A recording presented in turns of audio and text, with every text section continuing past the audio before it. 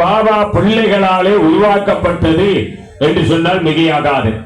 ஒரு தடவை 2020 ஆண்டு அளவிலே எங்களுடைய சங்கீதா பவிதன் தம்பதியினருக்கு ஒரு குழந்தை, அந்த குழந்தைக்கு ஏற்பட்ட அந்த இன்னல் இடைஞ்சல் வியாதி தீரவில்லை.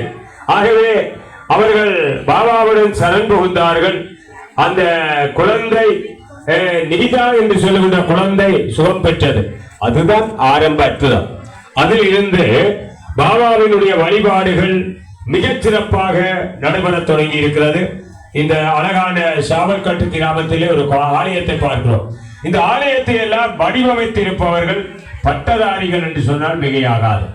ஆகவே யாழ்ப்பாண பல்கலைக்கழகத்தினுடைய பட்டதாரிகள் எல்லாம் சேர்ந்திருக்கிறார்கள்.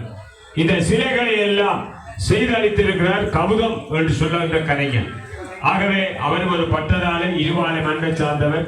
அது மட்டுமல்ல, யாழ்ப்பாண பல்கலைக்கழகத்தினுடைய பட்டதாரி.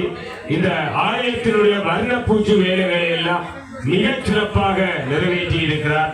ஷர்மிலன் கொடிகாமத்தை சார்ந்த ஷர்மிலன், அவர் ஒரு பட்டதாரி மாணவர்.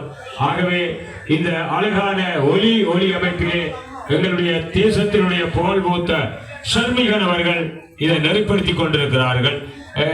எங்களுடைய மங்கள வாத்தியத்தை வழங்குவதற்காக நாச்சிமார் கோவிலடி பிரபா குழுவினர் இணைந்து கொண்டிருக்கிறார்கள்.